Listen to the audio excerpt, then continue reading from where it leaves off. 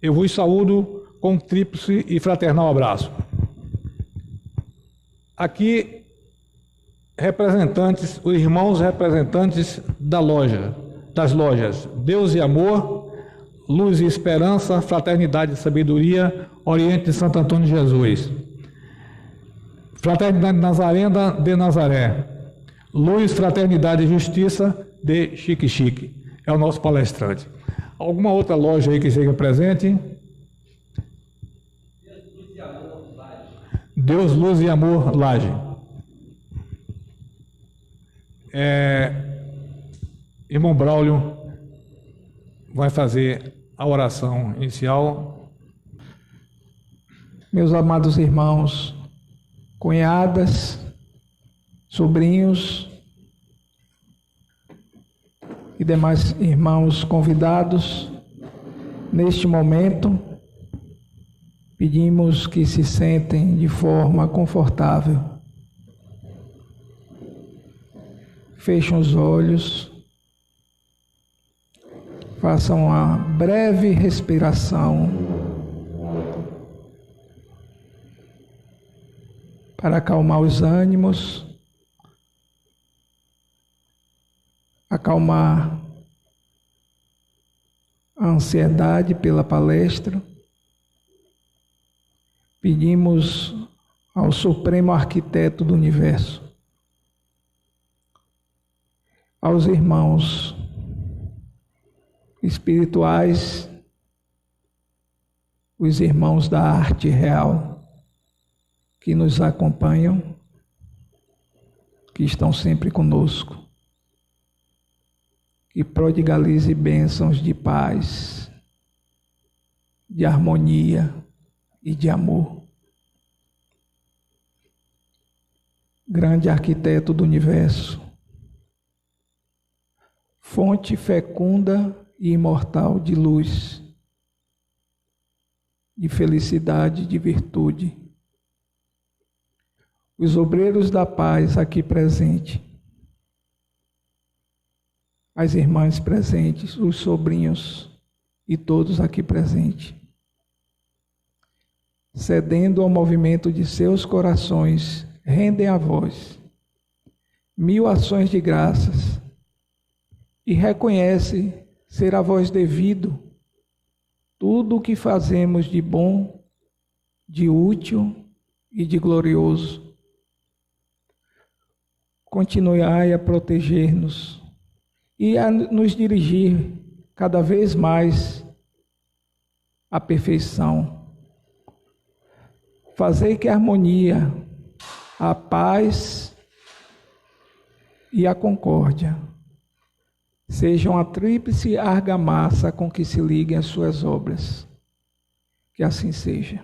Dar as boas-vindas ao irmão Diogo Magalhães, mestre maçom, Demolei, advogado, e faz atendimento fraterno na Casa de Orações Maria de Nazaré, em Chique Chique. O palestrante, o irmão Diogo, um representante dos Demolês, se o mestre conselheiro estiver presente.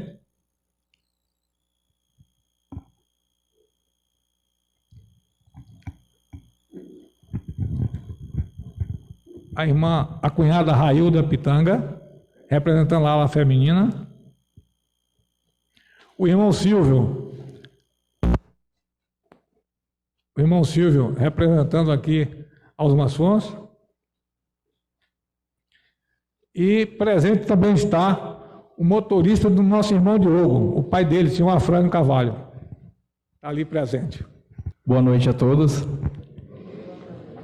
Inicialmente, agradecer o convite desta casa e que me senti bem acolhido, controle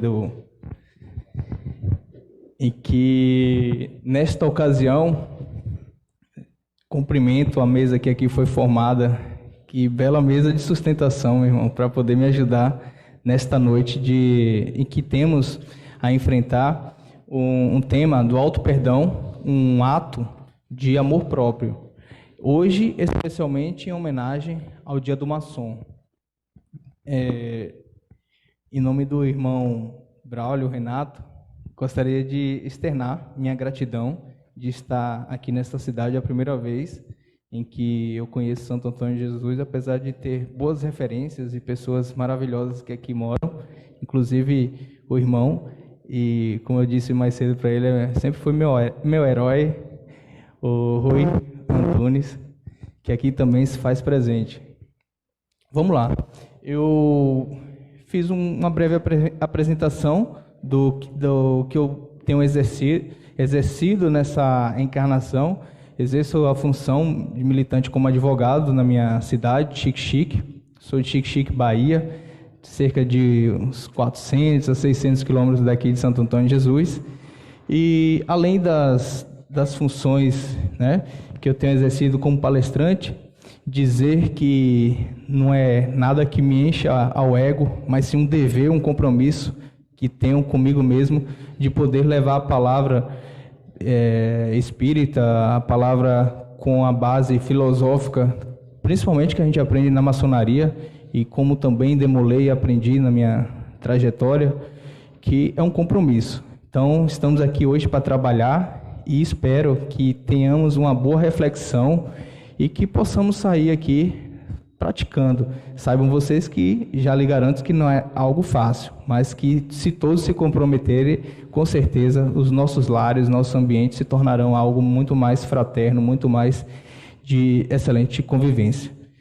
Além disso, como já foi dito, mestre maçom, estou no grau 22, Conselho Kadosh, que fica na cidade de Irecê, a sede, Nobre Schneier, que inclusive é uma paramaçônica ligada, inclusive temos Frank Chamberlain como um dos nobres Schneiers, que tem como trabalho aquela atividade ligada à assistência médica, assistência à saúde e às crianças que ali necessitam. Também tenho como Chevalier, sou sênior demolê com muito orgulho, que certamente mudou a minha vida, e passei por isso tudo aqui só para dizer a vocês que minha motivação maior é isso aqui, ser pai dos gêmeos Isis e Ian, que realmente são assim minha grande paixão, que são seres que me fazem acordar todo dia às 4:30 da manhã para que possa lutar por um mundo melhor. E o que eu estou fazendo hoje aqui é exatamente um trabalho de formiguinha para que a gente possa plantar sementes para um mundo melhor. Vamos lá. Sobre o auto-perdão, é importante a gente destacar alguns pontos que são fundamentais na nossa dinâmica do dia a dia. Primeiro, vamos atentar a esse ponto aqui. Perdoe-se, oportunize momentos felizes em sua vida. Quantas vezes a gente se depara no nosso dia a dia, ou até no início da nossa juventude, no chegar à idade adulta, com sonhos, com planos, e que por vezes nós não conseguimos ou desistimos daquilo, e acabamos se culpando, se deixando culpar por atos que, não sou capaz, isso não é para mim, eu tive filhos, ou eu tenho dificuldades, barreiras que eu não posso superar. Então, vamos destacar esse ponto que perdoe-se. Perdoe-se porque todos nós temos o fardo que podemos realmente carregar. Se esse fardo a gente acha que é pesado, e é comum no dia a dia as pessoas acharem que a cruz do outro é mais leve do que a nossa, tente experimentar o dia, a rotina do outro. Certamente a gente vai chegar no final do dia exausto e dizendo assim, deixa eu voltar para a minha rotina, porque realmente a minha já é muito pesada, a sua também tem suas dificuldades. Então, nesse sentido, é o quê? Perdoar-se. Perdão, eu trouxe essas imagens aqui, como realmente deve ser. É uma libertação, é um se livrar de amarras que nos prende àqueles sentimentos que nos deixam realmente presos àquelas coisas. E se eu fizesse aquilo? E se eu fizesse isso? Então, realmente, perdoar é uma forma de você quebrar, se libertar dessas amarras que nos impedem de avançar no nosso dia a dia. Além disso, é essa questão aqui, esse ato, que é o quê? Dê o primeiro passo, vá em frente, peça perdão a si mesmo e a quem quiser. Por quê?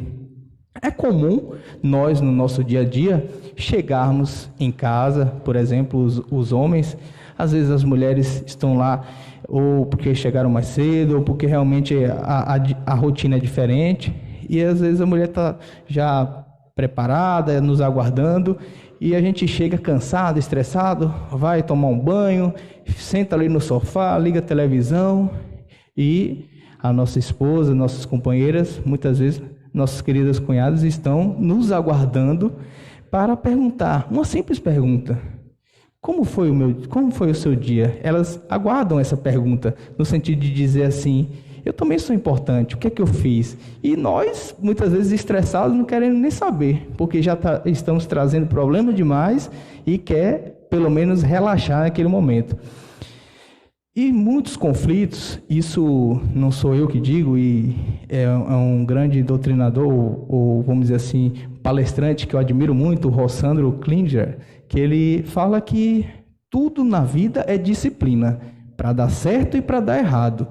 E muitos relacionamentos se destroem, não é só pelo fato de não dar certo, vamos dizer assim, é porque realmente a gente é disciplinado, não se importa com o outro, chega em casa, não dá uma boa noite, não pergunta como foi, e o outro também se coloca na posição de passividade. Passividade no sentido de ficar assim, se ele perguntar, eu digo, mas se ele não perguntar, também não vou falar nada. E as mulheres, muitas vezes, esperam que a gente adivinhe o que elas realmente sentem. Será que, se o contrário também fosse dessa forma, no sentido de que elas pudessem perguntar, ou falar, olha, meu dia aconteceu isso, isso e isso, e o seu, como foi?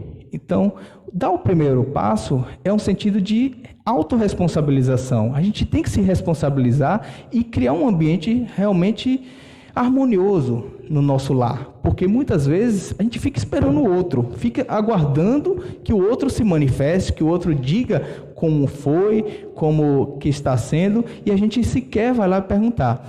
E antes que me julguem ou queiram dizer que é só as mulheres, não, isso acontece em ambos os sexos. Eu só usei um exemplo, de modo que a responsabilização, o primeiro passo, é no sentido de que, se a gente pretende ter um ambiente que seja interessante, que seja harmonioso, ambos têm que ter iniciativa, ambos têm que compreender que mesmo dentro do cansaço, ainda tem aquele momento ali que tem que ter uma convivência harmônica e não uma convivência hostil, ruim.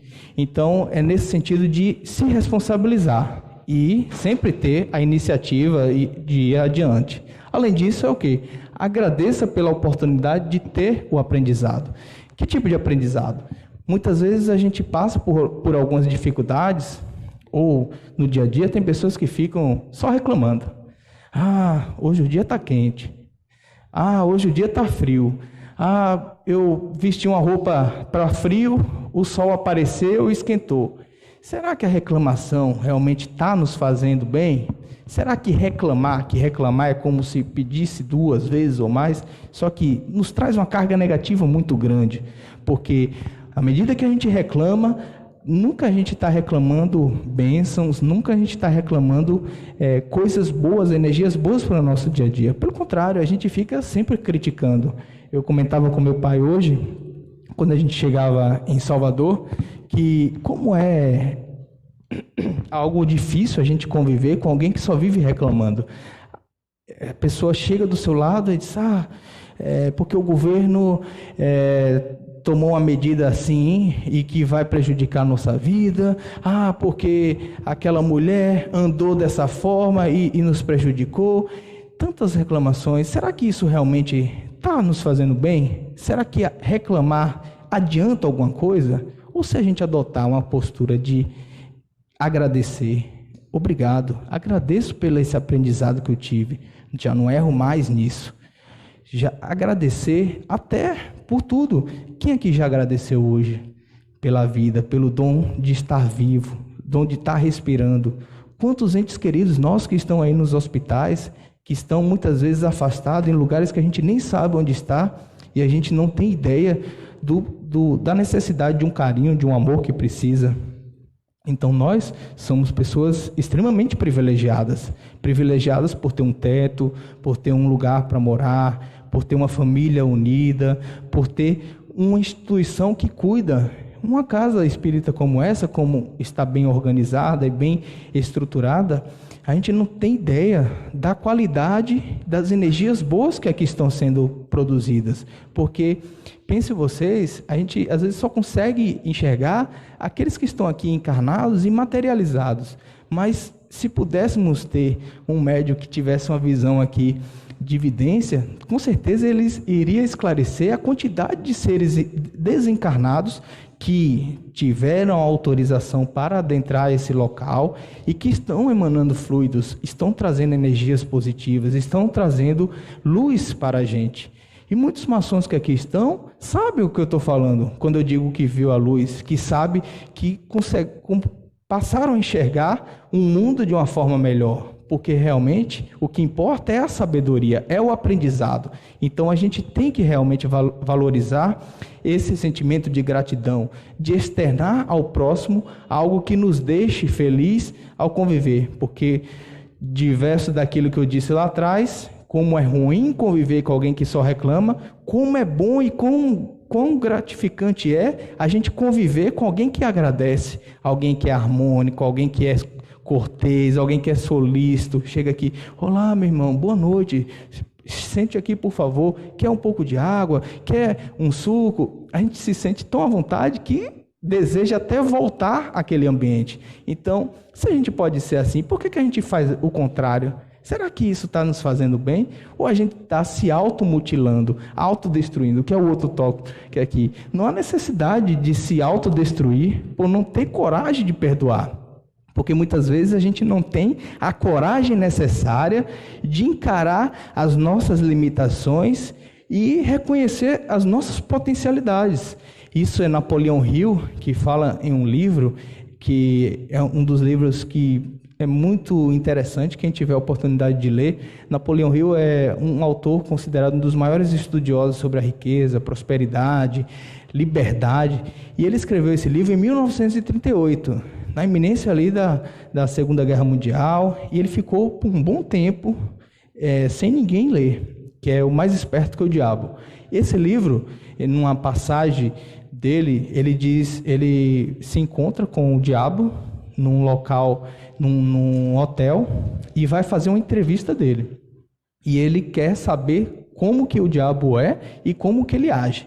E ele tem a oportunidade de fazer perguntas fantásticas, que realmente impactam no nosso dia a dia, que impactam na nossa convivência. E ele pergunta assim, como que realmente você é? Eu estou tendo a oportunidade de te ver aqui, mas me diga, você realmente tem chifres? Você tem capa? Você tem cauda? Como as pessoas dizem que você é dessa forma? Aí ele responde assim, para início de conversa, não me chame de você. Me trate de Vossa Majestade, porque eu domino 98% da comunidade. Se isso não for realeza, o que é? E se eu realmente fosse só isso que você diz eu ser, materializado, eu não teria a capacidade de dominar essa quantidade de pessoas. Ou seja, ele diz que o diabo está na nossa cabeça, está na nossa mentalidade. E avança nessa entrevista dizendo que muitas vezes ele é capaz de colocar hábitos que nos impedem de crescer, que é o medo, a preguiça, dentre tantos outros hábitos que ele denomina de quê? De alienação. Porque à medida que a gente descobre ou adentra a sabedoria de saber pensar, qual o sentido realmente de estarmos hoje aqui? Por que eu vim hoje? O que é que eu vim fazer aqui? Tem um cara ali falando um monte de coisa, não estou entendendo nada. Ou então estão falando coisas que até soam bem no meu ouvido, mas isso realmente faz sentido para mim? Tem algo que realmente toca na minha vida, que vai fazer algum sentido? Muitas vezes a gente faz coisas chamadas no efeito manada. Um vai na frente e os outros vão seguindo. E que isso realmente a gente tem que despertar para saber o quê? Que a gente tem o direito de escolha. Deus, em sua grande sabedoria, nos deu livre-arbítrio para escolher o que realmente a gente deve escolher, deve optar, deve decidir. E, muitas vezes, isso no tocante à questão espírita, muitos irmãos, às vezes, estão obsediados, estão sofrendo um processo de obsessão entre encarnado e desencarnado, e muitas vezes até encarnado para encarnado, e que dificulta o entendimento das coisas, que dificulta a convivência em sociedade, que por vezes, o que acontece? A gente recebe algumas instruções, faça isso, vai lá, enche a cara mesmo, faça coisas que realmente são negativas, etc. e tal. E nesse livro do Mais Esperto que o Diabo, ele diz o quê? Que utiliza da sexualidade, utiliza da preguiça, como eu já falei, do medo, e que dificulta a nossa convivência no dia a dia. E que por vezes a gente toma decisões que vai dizer assim, eu fiz porque eu estava sofrendo um processo de obsessão. Aí a gente culpa o obsessor, culpa o outro que foi, vamos dizer assim, quem tomou a nossa decisão. Pera lá, meu irmão, não é bem assim. A decisão quem toma somos nós. É como eu costumo dizer, é como se fosse uma partícula intocável que até Deus, em sua grande sabedoria, não intervir. Ele não chega lá e diz que você tem que fazer isso. Ele até ensina, ele mostra o caminho, mas a decisão é sua. Então, culpar o outro por nossos desacertos, nossas dificuldades, é um ato de autodestruição. É um ato na linguagem do dia a dia hoje se fala o quê? De mimimi, pessoas que só vivem reclamando. Então, é dizer o quê? Que realmente nós somos responsáveis por tudo na nossa vida, pelo que dá certo e pelo que dá errado. E em alguns atendimentos mediúnicos, que já tive a oportunidade de participar, algumas pessoas se auto-obsediam, ou seja, criam uma situação de que o mundo todo é culpado do problema que existe com ela, menos ela. Ou seja, será que todo mundo é culpado e menos eu? Eu que poderia tomar decisão de praticar uma atividade física, de ler um livro, dentre outras atividades que são sadias e que realmente nos faz desenvolver como seres humanos. Então, nesse sentido é o que? A responsabilidade é nossa. E nós temos o leme do barco a guiar para onde iremos. Nesse sentido é dizer que não adianta a gente culpar o outro, porque muitas vezes é fácil, no atendimento mediúnico, entre aspas, que claro deve ter toda uma estrutura do centro, da casa de oração, dos médios que estão ali para fazer a doutrinação e a desobsessão. É mais fácil suspender uma entidade que está obsediando a outra pessoa, mas é extremamente difícil e, eu diria até impossível, tirar o auto-obsessor, porque se a gente for suspender nós mesmos, a gente vai desencarnar. Então, realmente, a responsabilidade de mudar as nossas vidas é nossa. Vamos avançar e tratar aqui sobre a questão do ato de amor. Ato de amor, eu gosto de partir numa perspectiva do amor síntese, que é aquele que Jesus, em sua grande sabedoria e sua experiência marcante, que até hoje, mais de 2000 anos, é um ser que a sua obra é invejada, é repetida, é tida como exemplo e tido ele como um grande mestre. Um mestre em sua sabedoria, um mestre na sua experiência terrênea e que se perpetua na vida e em sua obra. Isso quer dizer o quê? Que o amor síntese é aquele que Jesus tem pela humanidade. Por quê?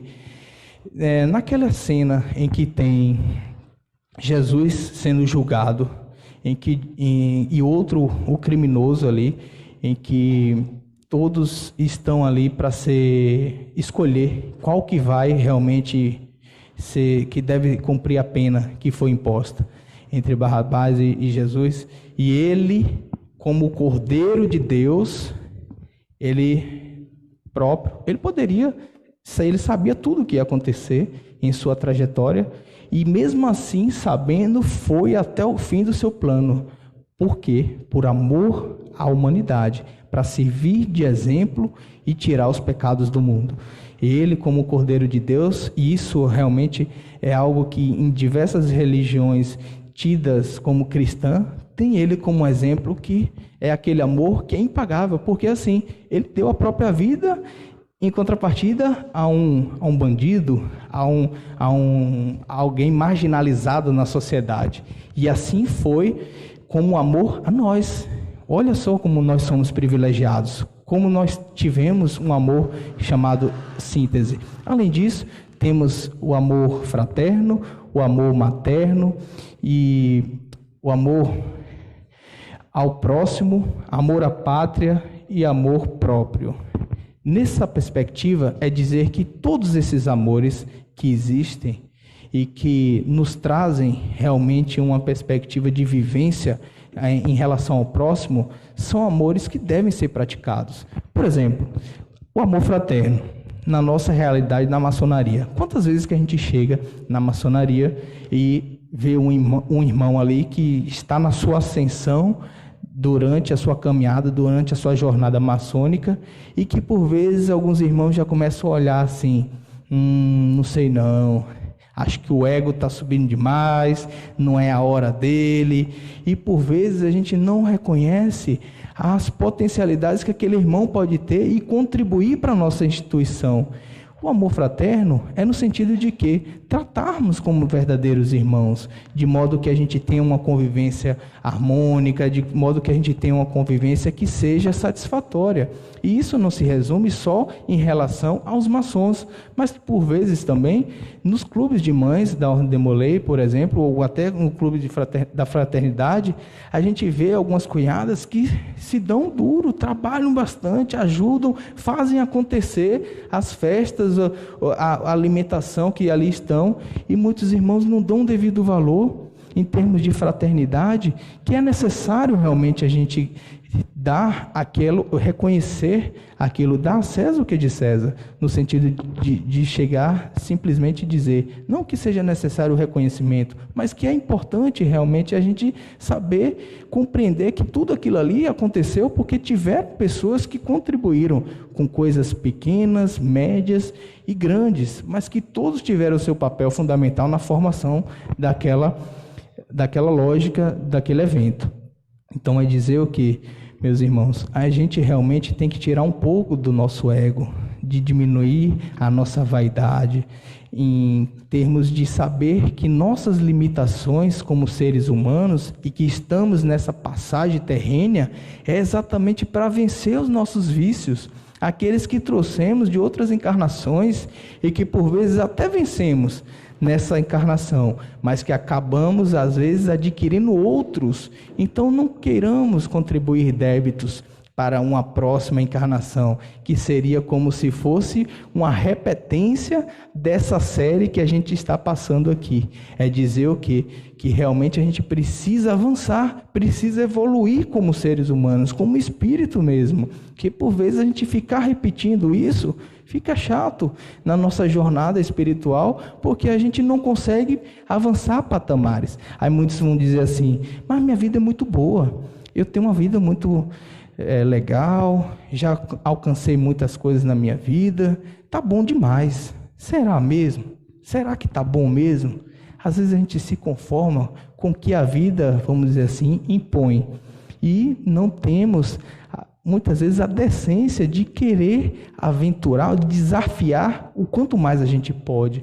É como a gente costuma dizer em alguns atendimentos, que se tá bom, pode ficar melhor. Pode ficar cada vez melhor, no sentido de que a gente conhecer nossas limitações, conhecer que cada passo deve ser dado com uma segurança, mas que podemos avançar na escada, na ascensão espiritual, de modo a poder se desenvolver, não se limitando, não dizendo. Quantas vezes a gente vê pessoas que chegam ao final da vida e dizem assim, eu poderia ter feito aquilo, eu poderia ter feito isso. E aí é tarde demais, meus irmãos. e minhas irmãs, é muito tarde. Isso é algo que eu gosto de externar sempre, que quando as pessoas estão próximo do leito da morte, ou vamos dizer assim, já chegando no momento de perder, do desencarne, passa um filme na cabeça da pessoa.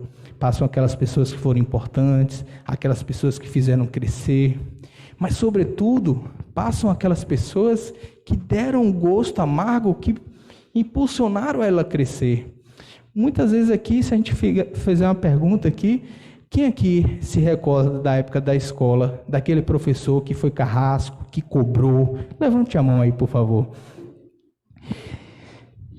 Uma quantidade significativa. E quem lembra aqui daquele professor que era até legal, bacana, mas que todo mundo passava? Alguém lembra?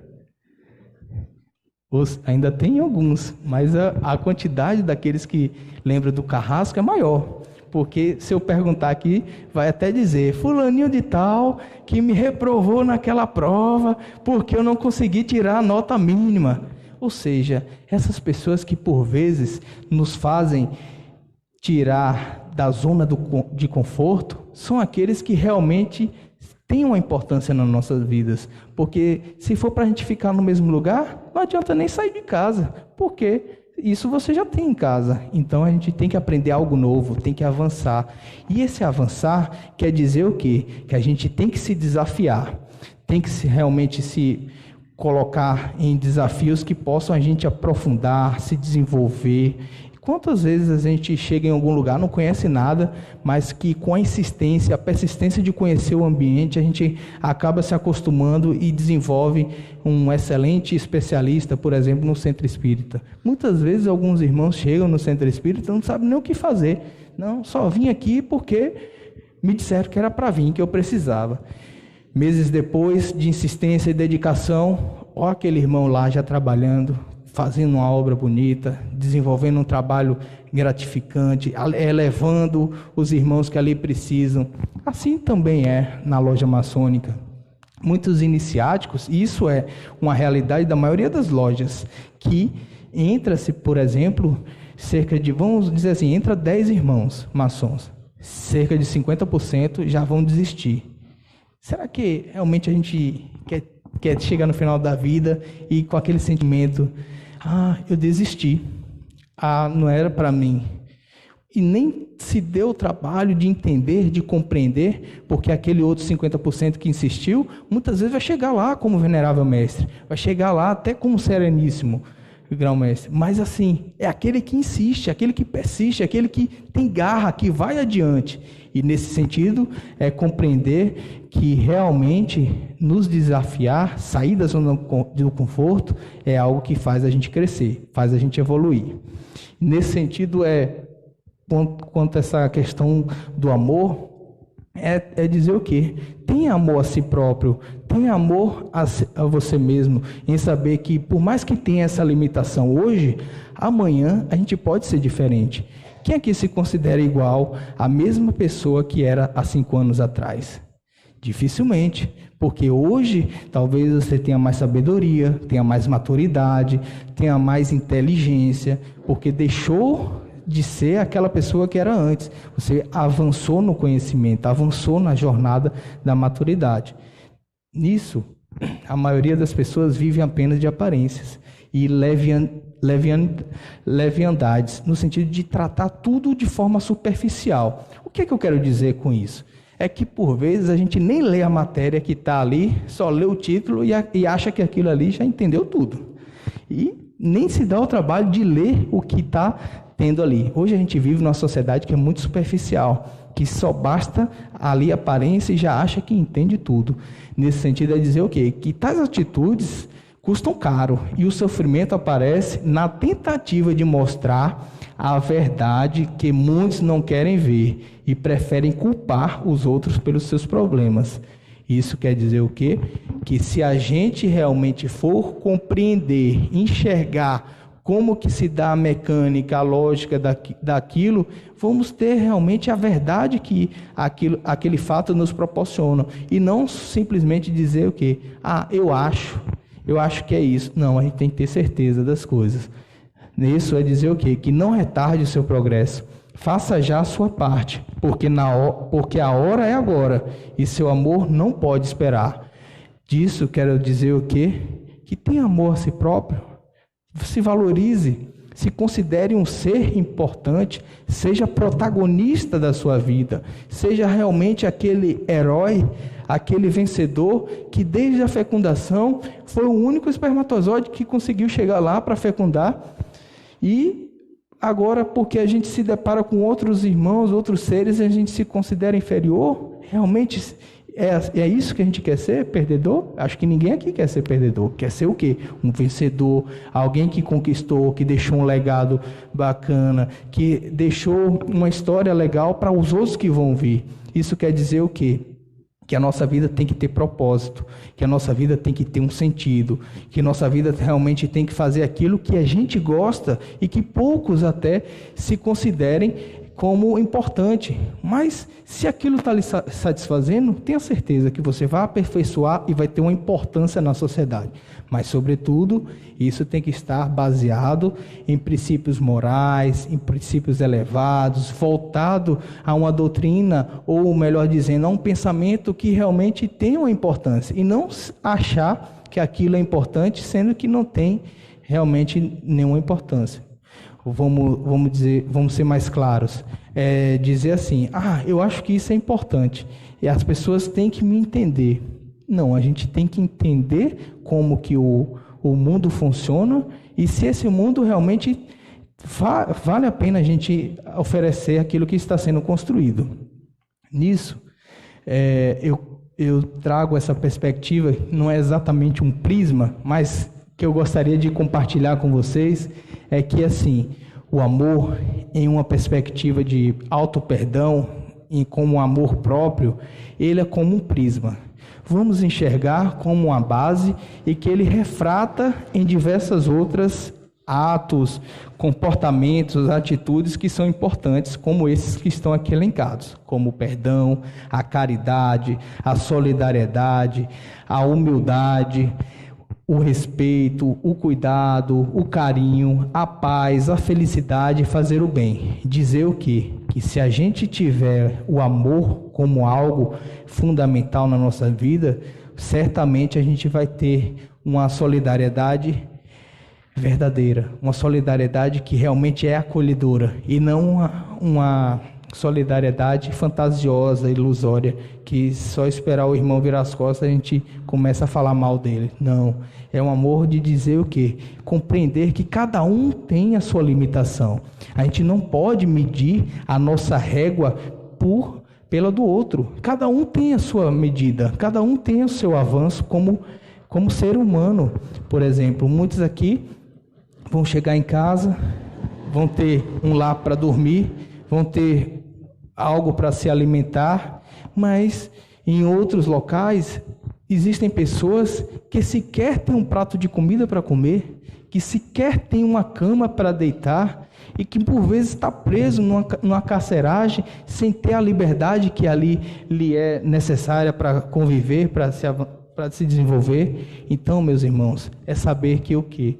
Nossa limitação como seres humanos, nossa medida, ela é única e especial. A gente tem que realmente se desenvolver na medida que a gente consegue enxergar as nossas limitações. Recentemente eu inventei de participar de uma maratona, vamos dizer assim, uma corrida de 5 quilômetros. Eu sempre tive vontade. Desde a época da faculdade, eu tinha essa vontade de me desafiar, de construir. Eu até consegui perder muito quilo. Cheguei a perder 20 quilos do que eu tinha e sempre fazendo o quê? Uma caminhada diária. Nesse tipo de caminhada, eu sempre dizia assim, não tenho dinheiro para participar. E recentemente, com um irmão que frequenta a mesma casa que eu lá, a Casa de Oração Maria de Nazaré, eu chamei ele, vamos participar de uma corrida? Vamos se desafiar? Tem um aí que vai acontecer em Botirama, daqui a mais ou menos uns 25 dias. Mas para a gente chegar lá, a gente vai ter que treinar todo dia intensivamente. E eu estava com o peso um pouco elevado, assim como ainda estou. Vamos lá, vamos se desafiar. E lá fomos nós, diariamente, às 6 da manhã, depois de estudar, depois de se preparar, fizemos algumas atividades físicas, diariamente. Eu fazia os 5 quilômetros em 1 hora. Essa 1 hora, para mim, já era algo assim que poxa, que legal, estou chegando nos 5 quilômetros, me achando, né? Aí eu comecei a pesquisar, entender com as pessoas que praticavam essa atividade física, o primeiro lugar vai chegar com quanto tempo? 14, 15 minutos. Eu tomei um susto. 1 hora para 14 minutos tem chão. E tem tempo aí, né? Mas eu continuei, não desisti. Porque o que é que eu poderia fazer? Já ouvi ali 14 minutos, não vou conseguir, não vou participar da prova. Mas eu fui. E nisso, na última semana, a gente começou a intensificar o treino, começou a realmente vivenciar aquilo. Sei que na sexta-feira, a prova era no domingo, na sexta-feira eu cheguei a fazer 45 minutos. Saí super satisfeito. 15 minutos a menos que eu tive, já era realmente um avanço enorme para o que eu tinha antes. Mas no dia, foi um dia especial, em que a gente iniciou a caminhada e que, ao dar a largada, sai logo aquelas pessoas que vão na frente, vão acelerando o passo. E aí, eu fui no meu ritmo. Eu disse, não se preocupe, meu irmão, você vai que eu vou no meu ritmo aqui. O que eu quero é finalizar a prova, eu não quero desistir. E lá foi. Ele adiantou o passo dele e eu fui. Sei que lá por 3 para 4 quilômetros me deparou com uma situação que foi marcante para mim. Eu estou correndo, lá vai, eu naquele ritmo tão acelerado, compatível com o meu peso, e uma senhora sentada na porta de casa. E eu ouvi ela falando, não está saindo do lugar. Aí eu, como assim? Não falei nada para ela, mas pensei, como assim não estou saindo do lugar? Eu estou me movimentando, estou seguindo minha caminhada, estou adiantando o meu passo. Mas aí eu parei e pensei, para ela é muito fácil ela julgar e dizer que eu não estava saindo do lugar, porque ela de fato não estava saindo do lugar, ela está parada lá, mas eu estava seguindo adiante. E nisso, o que é que acontece? Muitas vezes as pessoas não querem até ver a gente bem, mas nunca melhor do que elas. E a gente tem que saber que, nessa perspectiva, a gente tem que se valorizar, entender que se ela criticou sobre aquilo que estava ali, dizendo que eu não saía do lugar, de fato, eu precisava o quê? Seguir minha caminhada, entender que a limitação dela ali era aquela. E realmente, eu quando olhava para trás, tinha até algumas pessoas, mas que daquele momento para o final, eu não conseguia mais enxergar ninguém. Aí eu disse, rapaz, eu sou o último, mas eu vou chegar ao final. E meu amigo foi mais rápido do que eu, ele chegou em 30 minutos e eu alcancei a marca de 34 minutos, 35 minutos. E quando eu cheguei ao final, meu amigo disse assim, você parecia o primeiro colocado, porque você estava vibrando tanto, estava numa felicidade, sem saber ele que realmente eu estava vencendo o maior concorrente que eu tinha, que era eu mesmo, a minha limitação. Então, meus irmãos, é a gente encarar que a gente coloca medo, coloca limitações, que a gente pode superar, a gente pode se desenvolver e deixar esse ser que a gente acredita que é para trás. Fazer uma atividade física é fundamental. Como diz o William Douglas na Maratona da Vida, se você não parar para fazer atividade física, a vida vai lhe parar, vai lhe impor que você faça. Porque o médico vai começar a dizer, ou você faz atividade física, ou então você vai ter uma parada cardíaca, você não vai sobreviver. Então, se a gente tem essa oportunidade, tome a decisão amanhã mesmo, dê o primeiro passo, comece a fazer uma atividade física que seja uma volta no quarteirão, e quem sabe um dia vocês consigam completar os 5 quilômetros, porque ainda quero chegar a uma maratona, e vou chegar. Nisso, é dizer o quê? Que quando a gente tem amor em tudo que a gente faz, a gente consegue alcançar tudo que a gente quer.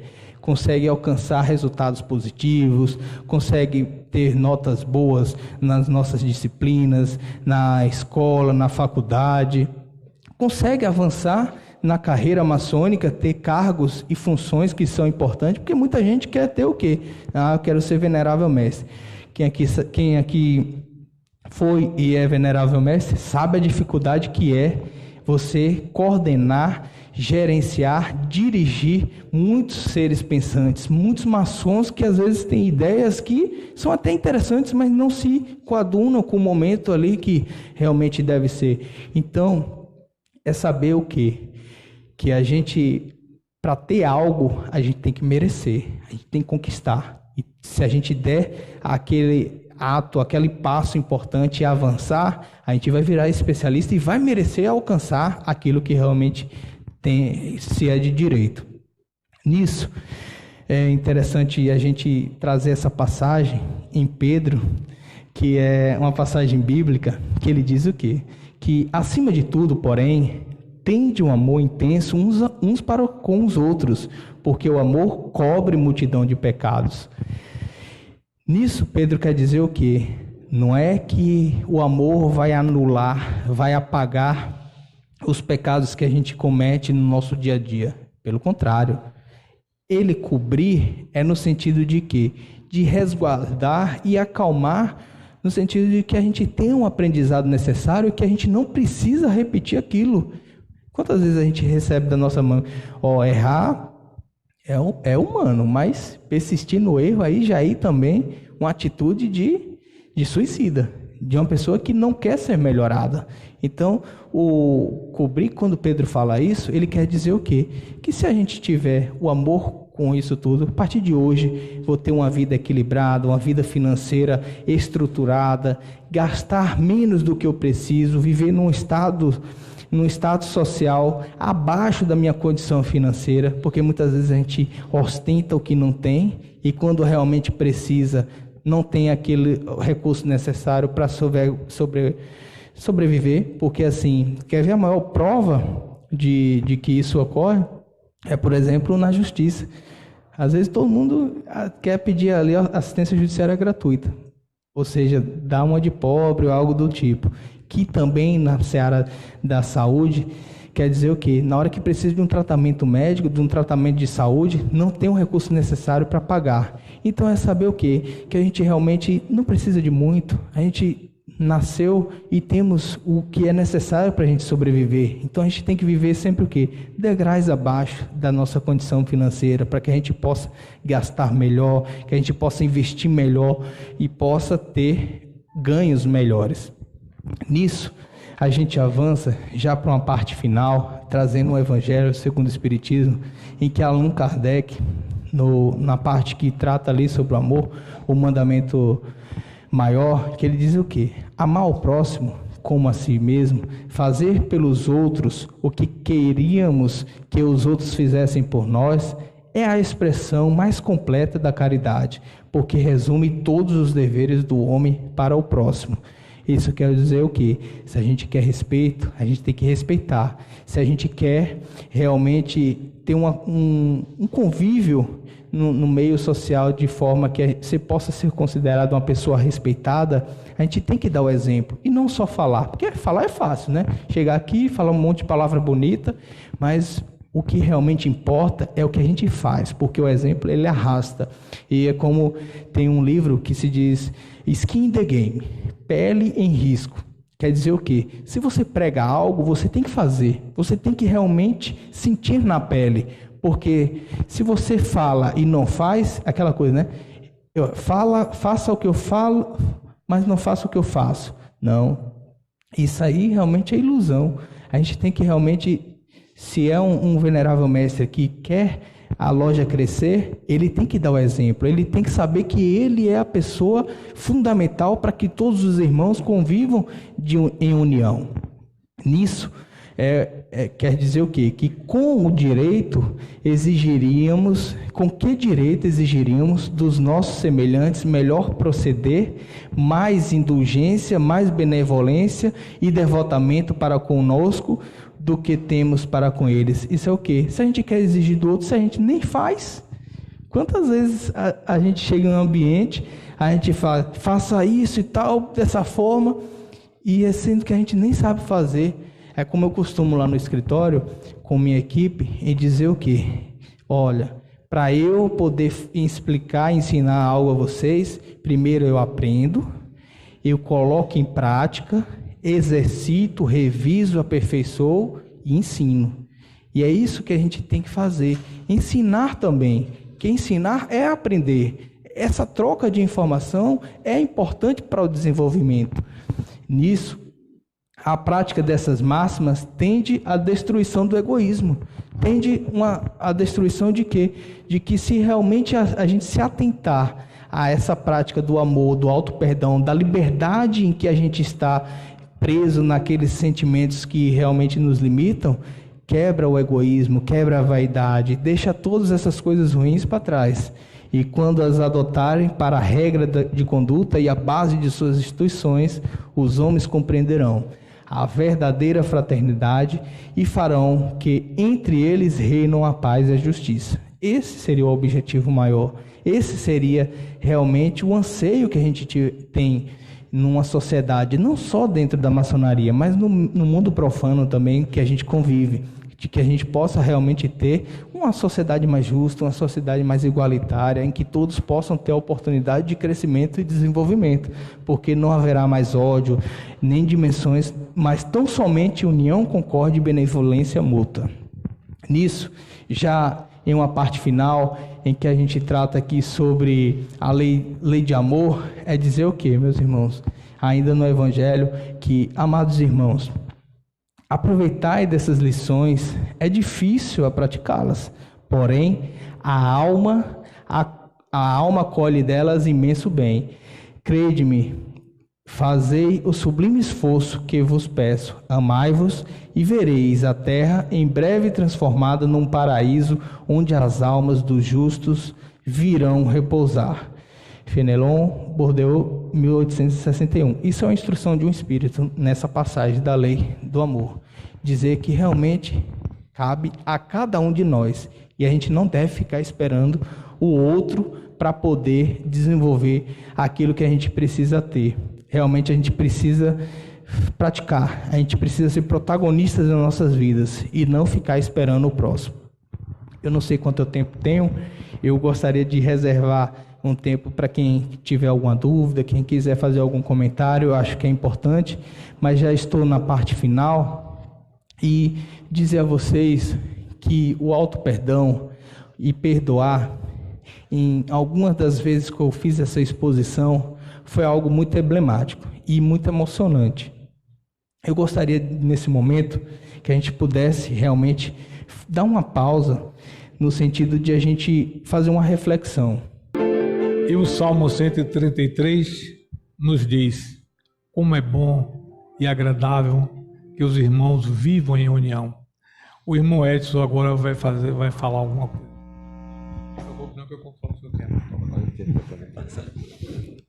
Boa noite a todos e a todas, queridos irmãos maçons, cunhadas, jovens do capítulo de Molé, senhoras e senhores, meus companheiros e companheiras espíritas. O movimento espírita de Santo Antônio de Jesus, aqui representado por esta casa, mais uma vez tem a honra de homenagear a maçonaria, o maçom, os maçons, pela passagem do Dia do Maçom, no dia 20 de agosto. Sentimos-nos muito felizes e gratos pelo reconhecimento que temos, o trabalho realizado pela maçonaria, essa instituição milenar que tem trabalhado duro pelo bem-estar da humanidade como um todo. É uma luta exaustiva, mas perseverante, que até então se realiza. Ao lado dessa instituição, surgiu no dia 18 de abril de 1857 a doutrina espírita, também codificada por um maçom, Allan Kardec, e que tinha outros baluartes da maçonaria, como Leon Denis, grande maçom, e nos deu essa oportunidade de juntos, podemos observar, quem estuda sabe, das interseções que existem entre o Espiritismo e a maçonaria, começando pelo objetivo maior, que é o bem-estar da humanidade. Então, nós nos sentimos, repito, honrados pela oportunidade, Silvio, e demais irmãos veneráveis, de prestar essa homenagem a vocês. Esta casa continua aqui à disposição, uma grande parceira da loja Deus Amor, onde nós somos bastante ajudados, Diogo, no nosso trabalho social, nossa sopa aqui. A loja nos ajuda bastante, nosso irmão está ali, que testemunha, né? E nosso irmão Carlinhos, que é o grande coordenador desse trabalho maravilhoso que se realiza nessa casa, nosso irmão maçom, e ficamos felizes. E não queria me alongar muito, mas apenas dizer para os irmãos e as irmãs e que até então, né, nós estamos vivendo no primado da matéria, né, onde temos como paradigmas o poder, o dinheiro e a dominação material, né? Mas no meio, né, do bojo desse caos que estamos vivendo agora, mas que é um caos controlado, é bom que se diga, né? É um caos controlado, já estamos percebendo o alvorecer do primado do espírito. Os paradigmas da humanidade vão mudar. Vão mudar. E, para isso, nosso querido Pai já está nos mostrando de uma forma evidente essa realidade que até então nós não tínhamos observado o ser humano de maneira geral. Não os maçons nem os espíritas, mas de maneira geral, o ser humano ainda não tinha consciência de que ele, em verdade, é um ser espiritual em evolução. Nós somos espíritos e estamos humanos. Então, é necessário que comecemos a voltar o nosso olhar para esse lado nosso espiritual. As provas estão aí, evidentes, né? Os indícios, não tem mais como negar a existência e a prevalência do espírito sobre a matéria. Observemos que hoje muitas faculdades de medicina já adotaram a cadeira chamada Medicina e Espiritualidade. As que não têm vão implantar. Aqui na Bahia, desde o ano passado, já tem uma cadeira Medicina e Espiritualidade. É uma matéria optativa, não é obrigatória. Mas mesmo sendo optativa, as vagas preenchem rapidamente. Porque, graças a Deus, os seres humanos que estão chegando agora já têm uma outra visão da vida, né? Então, já temos essa consciência de que, em verdade, nós não somos daqui. Se somos espíritos, nós não somos daqui. Tudo que tange, tudo que diz respeito à matéria é passageira, é transitória. Chegamos aqui, nesse mundo, sem nada, e vamos retornar sem nada. Sabemos de que a maior frustração dos egoístas, daqueles que só pensam em si, é se verem um dia sem nada nas mãos. Porque passam a vida acumulando riquezas, e vai chegar aquele momento em que eles vão se ver sem nada nas mãos. E vão se defrontar consigo mesmo. Consigo mesmo. E aí a necessidade do auto-perdão. Porque se ele não se auto-perdoar, é muito sofrimento pela frente. E graças a Deus, a própria ciência oficial, hoje, através da física quântica, já demonstra de que matéria, como nós entendemos, não existe. O que existe é energia, tudo é energia. A matéria é uma energia condensada. O universo é muito mais do que nós observamos, né? A matéria escura, muito falada, né? Hoje já estamos descobrindo, a física quântica já está penetrando na matéria escura, e já se fala de que, né, a matéria escura corresponde a 95% do que existe, do que Deus criou. O que nós vemos, os planetas, os sóis, é apenas 5% do que existe, gente. Então imaginem, meus irmãos e minhas irmãs, o que virá por aí. Quando a ciência, a física quântica, penetrar nesse nessa área da matéria escura, quanta coisa maravilhosa vai acontecer. E é por isso, voltamos a voltar a lembrar os irmãos e as irmãs uma passagem do Sermão do Monte, quando Jesus diz: bem-aventurados os mansos, porque eles herdarão a terra. Porque, meus irmãos e minhas irmãs, esses segredos que serão revelados não podem, em hipótese alguma, cair nas mãos dos violentos. Só os mansos terão direito de conhecê-lo. Então, que continuemos firmes, perseverantes, de mãos dadas, para que demos de forma bastante efetiva e eficaz essa ajuda aos demais irmãos, para que o nosso planeta realmente se torne um planeta onde impere fraternalmente, né, a liberdade, a igualdade e a fraternidade. Muito obrigado a todos e a todas.